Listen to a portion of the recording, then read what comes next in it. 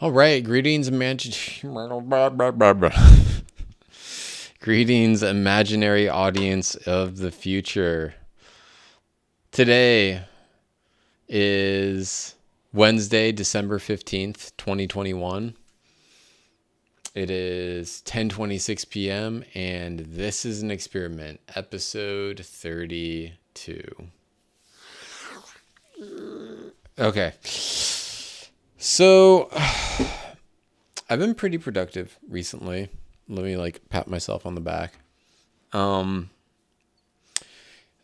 Here's the thing that I've started to become more and more comfortable with is that the times when I function best is when I'm basically completely cut off from all things that make like life enjoyable. Quote unquote enjoyable. It's true though.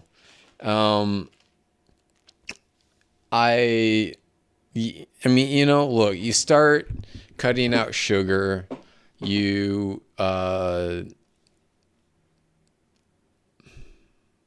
stop engaging on social media, stop getting addicted to your phone. Did I already say sugar? You don't do any drugs. Like all of this stuff that gives you those feel good responses. Movies, TV, video games, all of that stuff. Um, I function better when none of that is in my life, which creates they get a bit of a predicament because on the one hand, um, on the one hand, Rico, come here. Sorry, my dog needs attention right now. Um,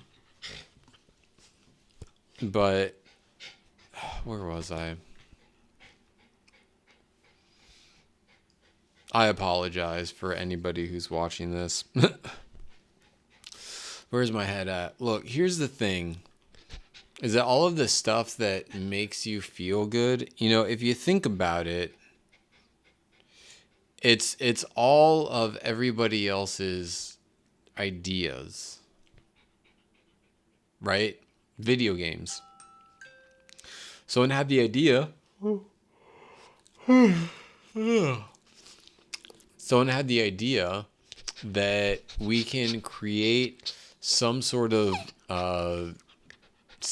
gaming system, right? Where you look at it and you view it and you have a controller that you can control what the person does. I mean, video games are virtual reality in and of themselves. Maybe a not fully encompassing, all in, or engulfing virtual reality, but they are a virtual reality in a sense. Um, and that was someone's idea. They said, "What if we take this thing? Let's create a form of entertainment that we can make money off of." Right? That's what video games are. Video games are a profitable form of entertainment. The original Nintendo was called the Nintendo Entertainment System. It's literally what it was, an entertainment thing. Games were all about entertainment. We can make something that is fun for people to do, and then we sell it to them and we make money. We get paid to give other people a good time, right? And so you're buying into someone else's dream, basically. I know that's like super. I mean, it is though. It is. It's buying into someone else's dream. Someone said, "You know, it would be really cool if I could play a video game, but those don't exist. So let me invent it." Wow, this is really cool. Now everybody should do this because it's really fun and it's really cool. And now we can make a whole lot of money. Thus, the video game industry was born.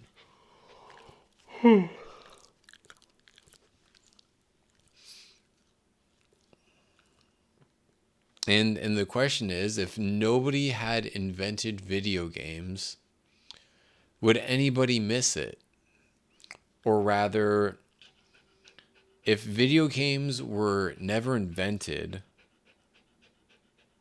would people feel like they were missing out on not having video games? Well, no, because they wouldn't even know what it is that they're missing out on, right? People don't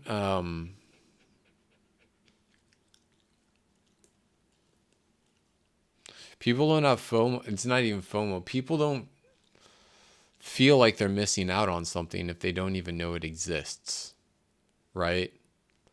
I feel like I've talked about this or touched on something similar to this before with like traveling, right? If somebody didn't know that this place was really cool, then would they have any urge to go there, right? If, I think I used Jamaica in a previous example. If someone didn't know that Jamaica had beautiful beaches, why would they go there? What would be the reason to go halfway? God, my face is really red. It's my allergies, I swear. It's crazy right now. Um, but if somebody didn't have a reason to go somewhere, they wouldn't just go there. Like, nobody would be like, I want to go to Jamaica just because it's Jamaica, unless there was a reason to go there, right?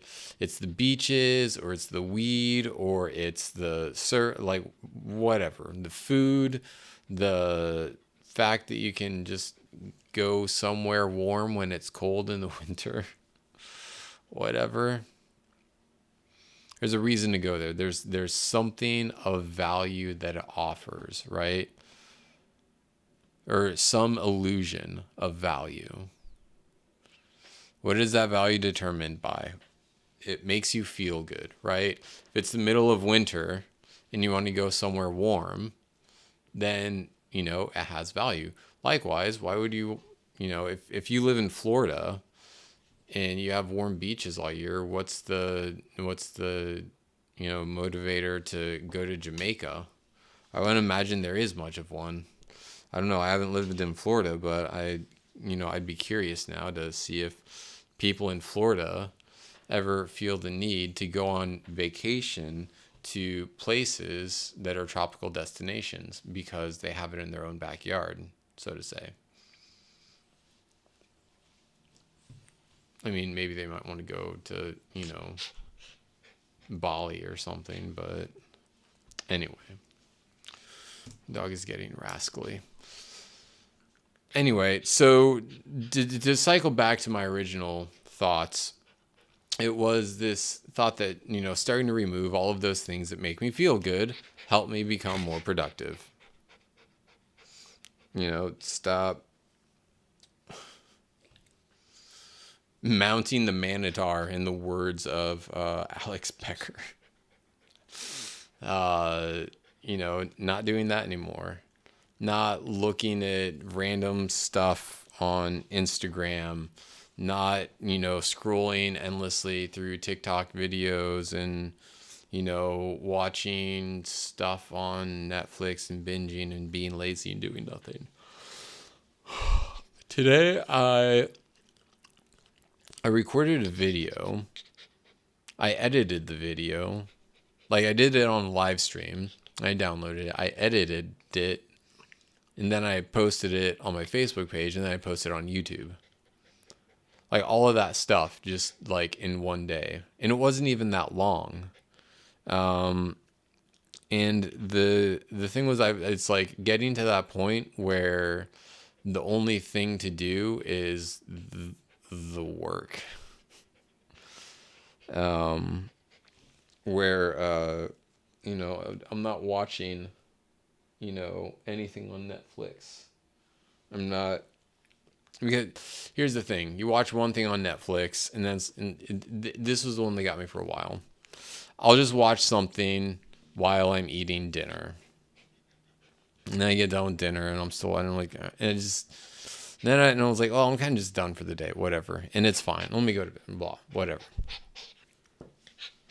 And it's when you in the thing, but you start watching Netflix and it gives you all those, feel good feelings and, chemical rushes and all of that stuff. But when I just started removing all of that stuff from my life and just clearing out unnecessary garbage and trash or just stuff that isn't doing anything for me.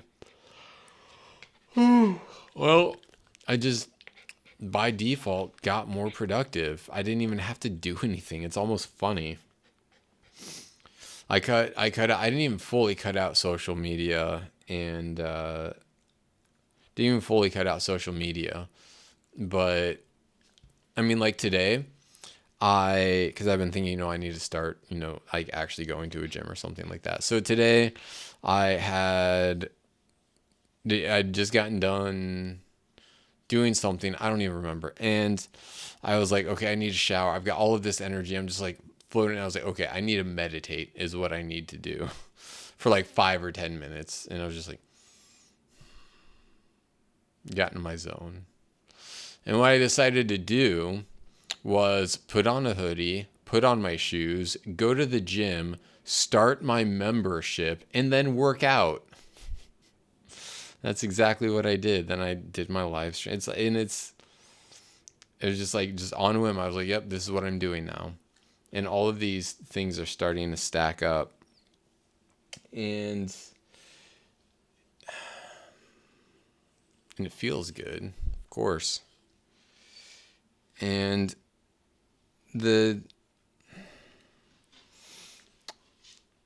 I guess the thing that it's this constant debate of what does it mean to be in the world and not be of the world, to be here but to not like be consumed by the stuff that doesn't matter. And I mean, ultimately,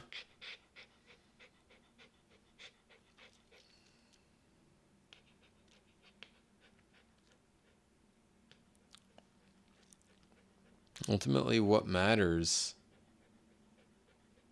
I mean, it's almost like creating this monk-like existence inspired by Alex Becker, not gonna lie. There is something really enticing about that. But it's this thing, this thought that I've had for a long time of like, I just want to run off into the woods away from all of this stuff because all of it is just so like consuming and like pointless, and it's just why I just wanted to not be away, be with it. I wanted to like just run off and be in the woods and not have to deal with all this shit, basically. And it's like you can do that without having to run off into the woods, but it takes more work. Because when you run off into the woods or run off to a, Buddhist temple or, whatever, and you just live with the monks and all of that, and you're away from society, it's easy because you're removed from the environment that really incites all of that. And so with this, it's like to be a modern monk, I guess, is that, living like a monk in the world, be in the world but not of it. One of the things that I think is so interesting, this is related to my parents, is there is that whole, be in the world but not of the world. Okay, cool. But you guys watch the fucking news. You watch CNN or MSNBC or Fox News. They don't watch Fox News, but I mean, they're all the same thing, really. All the network news channels, it's not news, it's entertainment, current events, right? It's not news, right? It's not investigative reporting. It's not journalism. It's not true journalism. It's entertainment. It's about ratings. It's about creating a narrative. So, and they consume it. You want to know what it means to be of the world? Consume all of that shit. All of the TV, all of the stuff, all of the things that they tell you on the TV, on the television. Even if it's not entirely true. I wish my parents would just stop watching TV and Netflix. I wish everybody would stop watching TV and Netflix.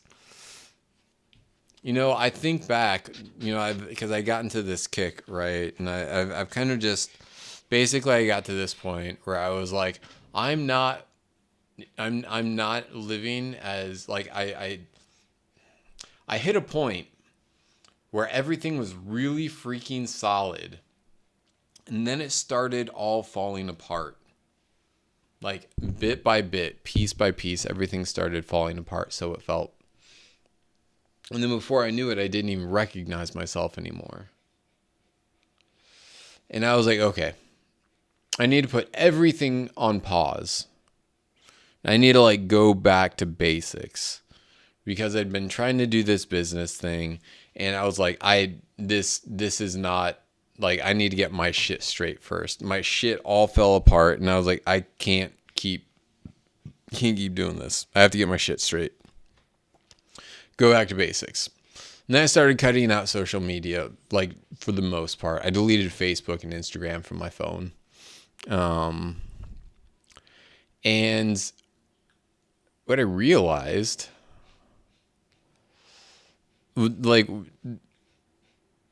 I don't know if I realized or if it just kind of, like, happened to come to me or whatever, but when I'd finally reached, like, peak discipline and facility and being able to really just do stuff and get shit done and crank it out, the key flip, there were a lot of things over time, but when I really started maxing my stride, especially in 2020, when I started maxing my stride was when I'd cut out all of social media. It was when the pandemic happened.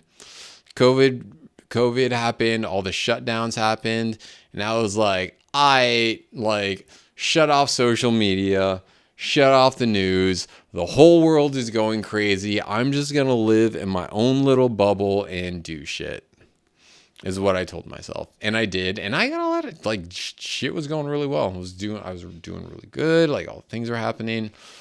And then internet marketing happened. Man. It's like, I decided I was going to start my coaching business. And what did I do? Well, I went and signed up with Traffic and Funnels because they were going to teach me how to enroll clients. And their system for that was basically shit posting on Facebook and messaging strangers in a nutshell. Was basically it. Yeah. Anyway. And so I had gone from, and so I mean, that was, I mean, obviously where I'm going with this is that I got sucked back into social media land because this is how I enroll clients to get my business going. So I start doing all of that stuff again. But the problem is that there was 16 years of behavioral programming that was associated between me and Facebook. Think about it. 16 years of behavioral programming. When I open Facebook, this is what I think about. This is what I do. This is what I see. This is what I feel. So it's Rico. So it's no surprise. Just sit cross-legged. So it's no surprise that, one, Facebook organic wasn't working for me. because it was pulling out all of the worst parts of me that had been developed through social media. So there's that. And then two, it was reintroducing the thing that once removed enabled me to be able to achieve high levels of productivity. It just like it's bonkers. And the thing is, I if I could go back and do it all over again, I would have said, first of all, if I could go back and do it all over again, I wouldn't hire Traffic and Funnels. I wouldn't enroll in their program, whatever you want to call it. I wouldn't go anywhere near Traffic and Funnels. I wouldn't. I'd tell them to get lost. But aside from that, if I'd still enrolled in that, if I could do it all again, I would have decided, no, I'm not going to do this organic marketing strategy because it involves me being on social media, and I'm not going to it wrecks my flow in life. I'm not going to do it. I don't want to be in a virtual reality. I want to be in a real reality. And that's what Facebook is. It's a virtual reality.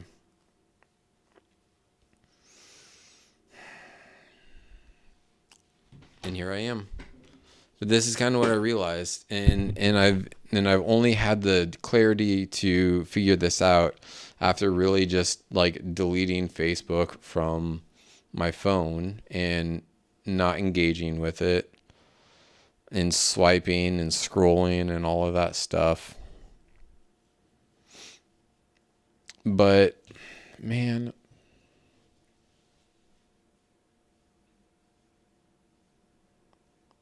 it's no surprise, basically. But once and what I'm doing now is I'm returning back to all of the things that I did when I was at my best, right? I mean, it's no surprise, right? You stop doing all the things that make you that help you do well, that you're not going to do so well anymore. It makes sense. You stop doing the things that improve your performance, then you're not going to perform as well. And the organic marketing strategy is something that is just diametrically opposed to my highest performance.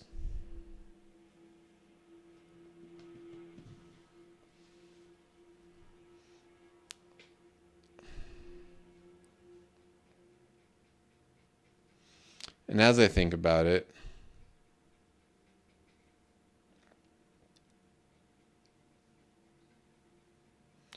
and I think that one of the things too they said is that organic marketing never stops. You're always going to be doing it or whatever. And I'm just like, here's the thing.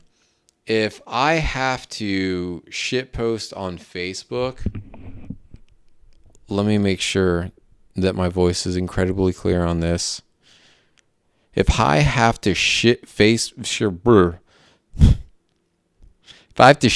on Facebook and DM strangers in order to have success in business, then I don't want it.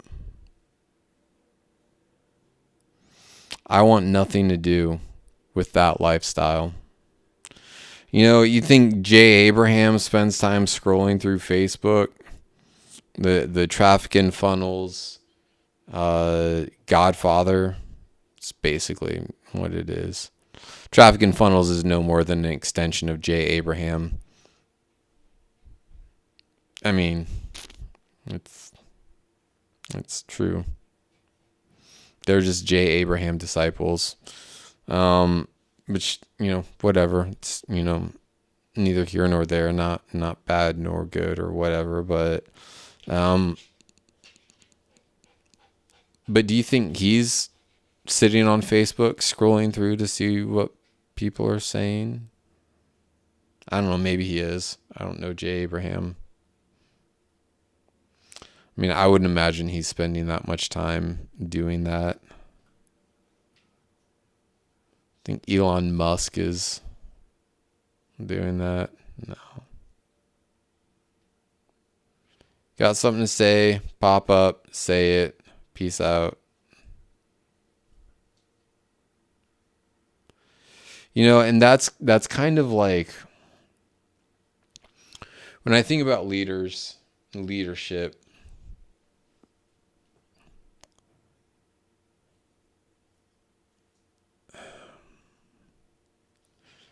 if I think about how a leader uses Facebook, the way the leader uses Facebook, at least in my mind, I have something to say that you probably need to know. I'm going to pop in, I'm going to throw it up, and then I'm going to log off because I've got more important shit to do than to scroll through Facebook and see what all you mother truckers are up to. I don't give a fuck. I got more important things. I got more important things to do than to scroll through my feed to see what a bunch of random people are doing and saying. I don't care. It's probably not that important. Nothing against them. It's probably not important.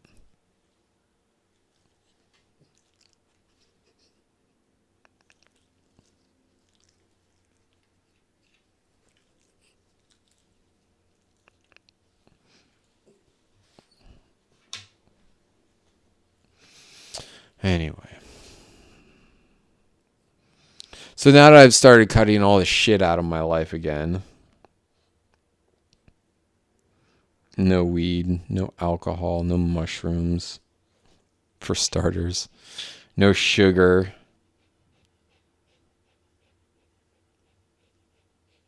no Netflix, no video games.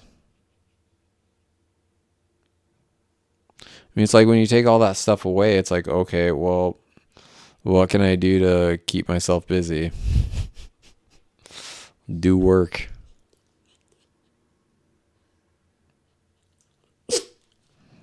How do you become a workaholic? Well, you stop caring about everything else, I guess. I mean, it's true, though.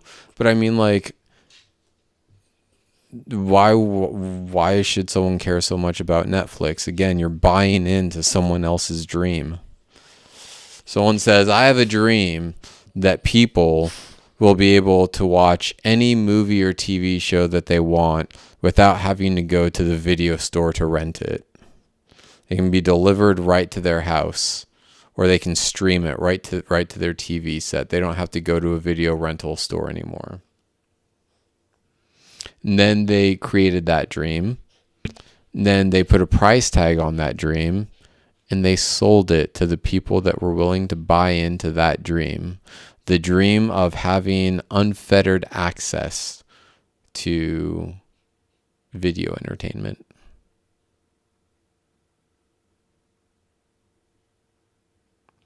Streaming, and thus streaming was born. The entire streaming industry, right?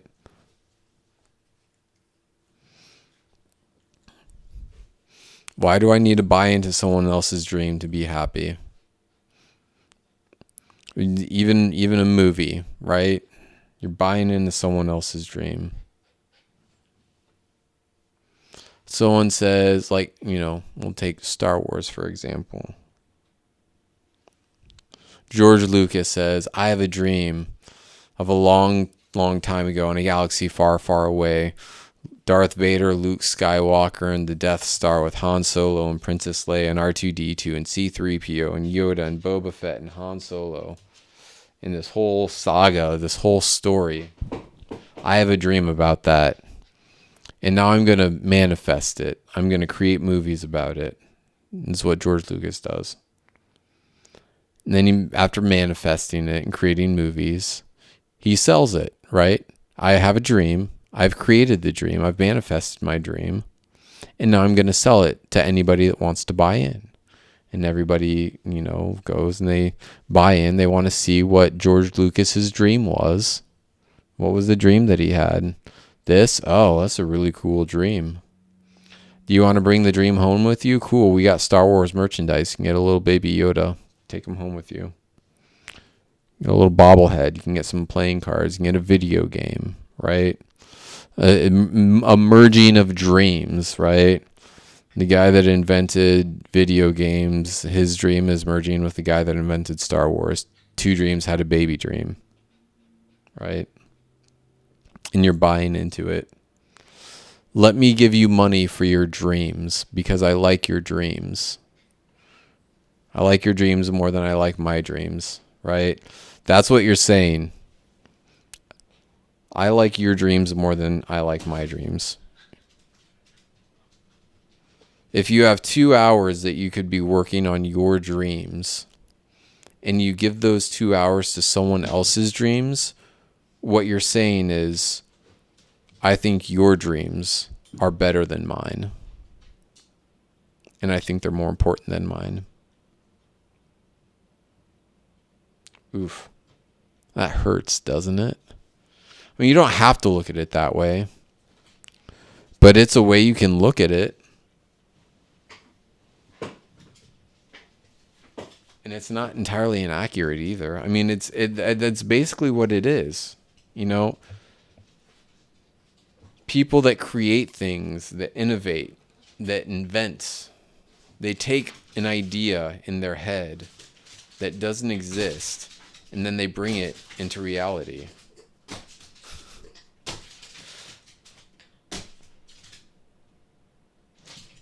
Oh, he got it. He got it.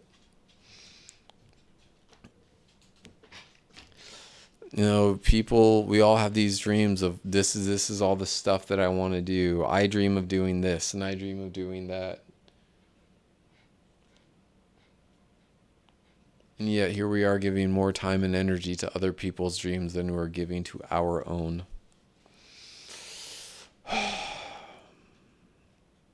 It's a stark realization.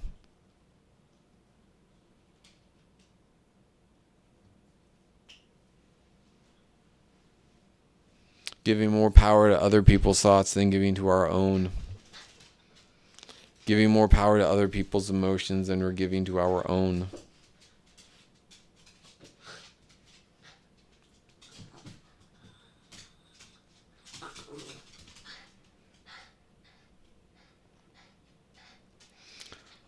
And I think that's what's been happening. Facebook. This is Mark Zuckerberg's dream, not mine. His dream. Well, originally all he wanted to do was rank girls on how hot they are. But then he created the, social network, Facebook. But Facebook is Mark Zuckerberg's dream. And spending time on there is time that I'm spending on his dream that I could be spending on mine. So why would I do that? Why would I spend time on Facebook buying into someone else's dream? It doesn't make sense.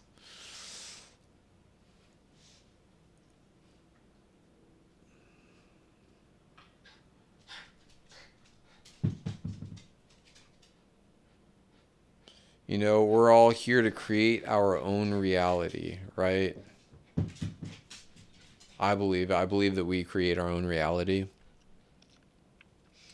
What does it mean to create your reality? Well, you take your dreams or your ideas in your head, then you put them into, because look, your reality is everything that you see, smell, feel, hear, taste, touch. That's feel. Hear, smell, feel, hear, smell, see, taste, touch. Everything you hear, you smell, you see, you taste, you touch. Bam. 5 senses. Got it. So that's reality, right? So if you're creating your own reality, you're taking all of the things that are in ideas in your head or dreams, and you're bringing them into your sensory experience. So George Lucas says, I have a dream of Han Solo and Luke Skywalker and Princess Leia and all this stuff. What do I have to do to actually bring that into my sensory experience? I want to make a movie about it, right? Star Wars was born. He brought his dream and created his reality. Awesome. Good for him. What about me? Yeah. Things spawned around. My voice is shot. Okay, you know, I'm just going to call it right here because my voice is starting to hurt a little bit. I thought it was just allergies and congestion. Then I realized I'm just overusing my voice. Okay.